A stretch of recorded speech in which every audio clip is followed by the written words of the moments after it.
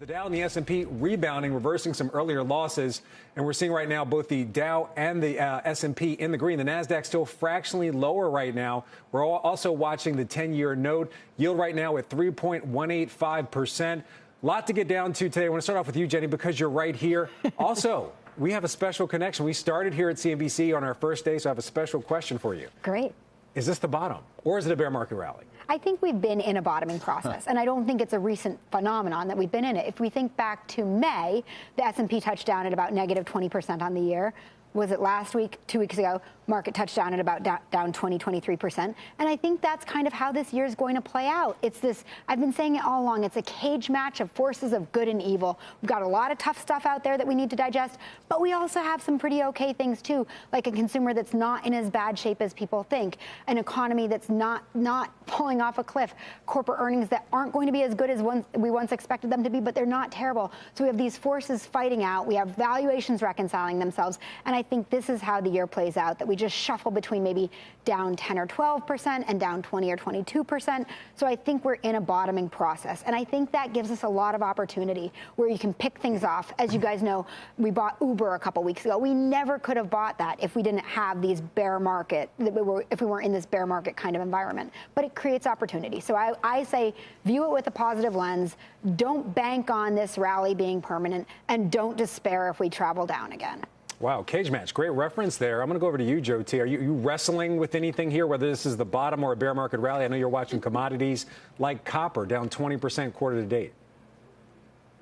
Yeah, well, I really like what Jenny said there. That's a very thoughtful way to describe what is a very challenging environment. And the one thing that's consistent is the elevated and persistent volatility. So I've kind of defined it as this John Mayer market where we're waiting on the world to change. And if you think about clarity, that only comes through the course of time. When do you need clarity on? You need clarity on, is inflation peaking? You need clarity on how much are earnings and margins going to contract? And then lastly, what's the Federal Reserve's response going to be? Unfortunately, the calendar says June. We're not in the month of July. And each of those three conditions, we're going to get further clarity and understanding as the weeks unfold. So in the immediate term, what you have right now, Frank, is you had maximum pessimism. I mean, extreme pessimism. It almost felt as though like it was September or October of 2008. And that's being moderated by a lot of the disinflationary conditions that are existing from the pricing of commodities beginning to decline, whether that's lumber, wheat, copper, natural gas down significantly, and even oil has come down modestly. So in the near term, feel good about things. We're unwinding some of that extreme pessimism as we move towards these very important signature events in July. All right, speaking of extreme pessimism, Weiss, it's like a segue right over to you. I know you're the bear here. I just want to point to something really quick that we came from J.P. Morgan this morning. Marco Kolanovich saying that recession is not part of J.P. Morgan's base case, and he sees global growth accelerating actually from 1.3% in the first half to 3.1% in the second half. Any thoughts as far as your bearish stance? Yeah, I'm still bearish. Look, markets are driven by liquidity. That's the bottom line. Markets driven by liquidity.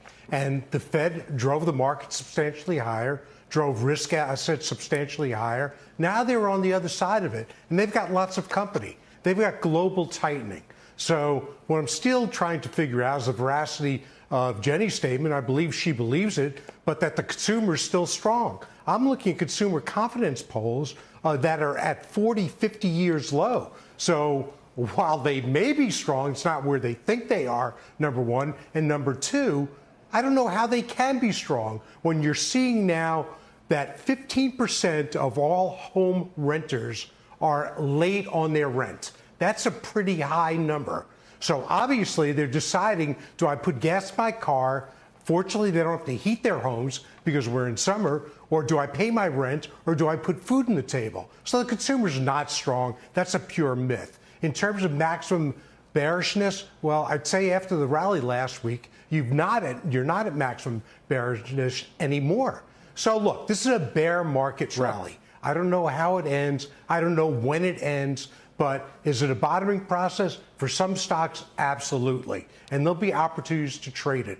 But The Fed is going to go again at the end of July. Now, we may get an extension of the rally, depending upon what we see inflation numbers out Thursday, but you're playing it data release to data release. But let's not lose sight of the big picture, which is the Fed giveth, and the Fed is in major taketh mode right now, as well as every other central bank.